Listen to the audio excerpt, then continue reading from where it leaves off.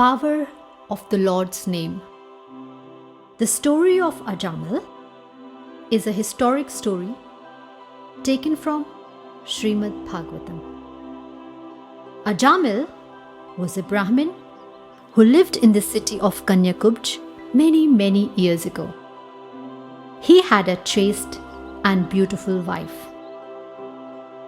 Due to his birth, parentage, and social upbringing, he was virtuous and pure-hearted, lived in an austere way, was learned in the Vedas and other scriptures.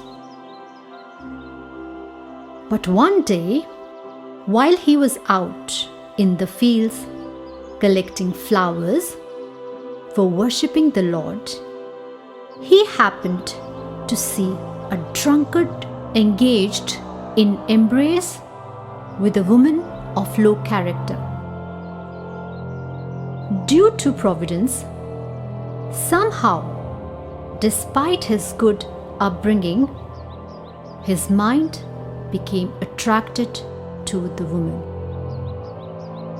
In the Bhagavad Gita, it is said that if one contemplates sense objects, he becomes attached to them. Consequently, he took this woman into his home, and by listening to the woman, he abandoned his chaste wife and family. Due to association with her, he lost all his good qualities. He became a thief, a liar, and a drunkard.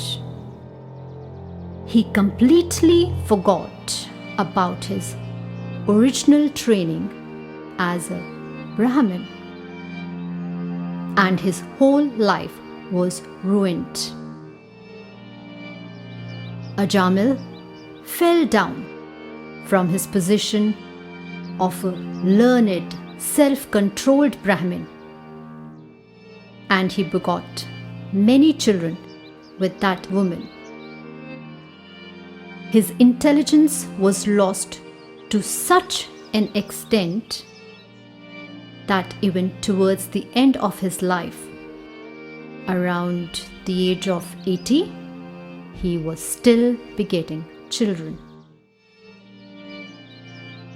By some good fortune, Ajamila decided to name his 10th son Narayana, and thus, unintentionally, the old man was always chanting the holy name of the Lord. Although he was referring to his son and not the original Narayana, Ajamila was becoming purified by chanting the holy name of Narayana. Always taking care of his son and calling his name, Ajamila was not aware that his own life was now exhausted. In his last moments, Ajamila saw 3 awkward persons with deformed bodily features, fierce and twisted faces, and hair standing erect on their bodies. They were the Yamadutas, the servants of Yamaraja, the Lord of Death. They had come to take Ajamila away to their master's abode. When Ajamila saw them, he became extremely bewildered. The Yamadutas were about to take the soul from the body of the dying Ajamila. The foolish Ajamila, out of fear, began to call out to his beloved son, "Narayana, Narayana, come here!" Suddenly, 4 radiant personalities appeared from nowhere. They were beautiful looking, had eyes like lotus petals, wore yellow silk and a golden crown on their heads. They wore beautiful earrings and fragrant flower garlands. They had 4 arms and carried a bow, a quiver, a sword, a mace, a conch, a chakra disc, and a lotus flower. They were Vishnudutas, the servants of the Supreme Lord Narayana. They had heard the holy name of their master from the mouth of the dying Ajamila and had come to the spot in response. Wasting no time, with resounding voices, the messengers of Lord Vishnu ordered the Yamadutas to release Ajamila. The Yamadutas were extremely surprised. They had never seen beautiful and powerful beings like Vishnudutas before. However, assuming the full authority of their master, Yamaraja, they asked the Vishnudutas why they should not take a sinner like Ajamila. The Vishnudutas answered with a question. Why do you consider Ajamila a sinner? Do you really understand dharma? Do you not know how to decide which man is a sinner and which is not?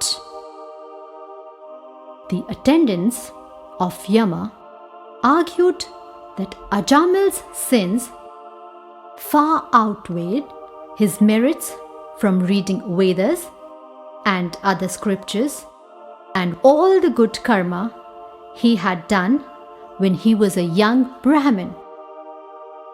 They argued that Ajamila had bad association for so many years and committed crimes for which he must be punished. Yet, Vishnu's attendants stood firm and proclaimed, "Whosoever at the time of death utters the Lord's name, even by accident, and calls for protection, is immediately freed from all sins." Furthermore, they countered, "As a fire consumes fuel, so the Lord's name, whether chanted with or without knowledge of the greatness of the name, destroys the unrighteous elements in a person just as a powerful medicine, though taken by someone unaware of its properties, is still effective." The Vishnudutas continued, "The word HARE means one who takes away all our blemishes in bad situations.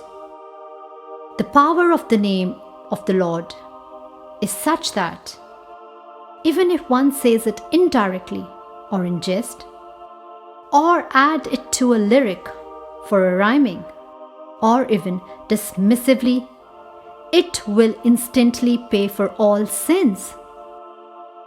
Even when a person subconsciously says the name of the Lord while falling down from above or tripping on the street, beaten by someone or bitten by a snake, or as an exclamation from worldly suffering, he does not have to suffer. The Lord's name is like fire and will burn all sins to ashes." The Yamadutas had no answer. they returned to Lord Yamaraja to complain about the Vishnudutas. When Lord Yamaraja heard the story, he got up and bowed for Lord Narayana and was instantly filled with devotion and said to them, "All my authorities come from Lord Narayana. He is the Supreme Lord. Lords Brahma, Vishnu and Shiva are his emanations. I have dominion over only the sinners, but I am not independent. I merely serve the Lord." Yamaraja declared that the arguments of Vishnudutas were correct. They had the power and authority to release Ajamila. He said, "Let it be a lesson that you should never bring a devotee to Yamaloka." Saying this, Lord Yamaraja prayed for forgiveness to Lord Narayana on behalf of his agents and himself. Meanwhile, Ajamila had revived. Having heard the conversation between Yamadutas and Vishnudutas about him, he realized his mistakes and felt sorry for himself. He repented for his bad deeds and decided that he will not be involved in any sinful activity again. He left his home and came to Haridwar. There, he devoted himself entirely to worship of the Lord. After 10 years of austerity, Ajamila left his mortal body in the river Ganges. In that time, he had completely purified himself and became a devotee of Lord Narayana. This time, the same Vishnudutas came for him again and took him away on a golden chariot towards Vaikuntha, never to be born and suffer in this mortal world again. Moral of the story. So I hope you learnt how powerful the name of the Lord is. The name of the Lord is not different from him.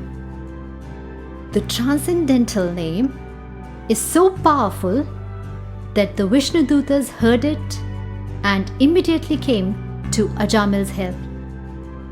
This is why we too must practice chanting the names of Lord Narayana incessantly.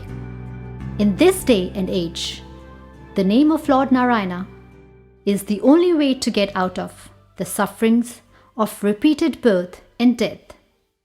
An easy mantra of Lord Narayana is Hare Krishna, Krishna Krishna, Hare Hare, Hare Ram, Ram Ram, Hare Hare. This mantra is called Maha Mantra and is very powerful and very easy to remember.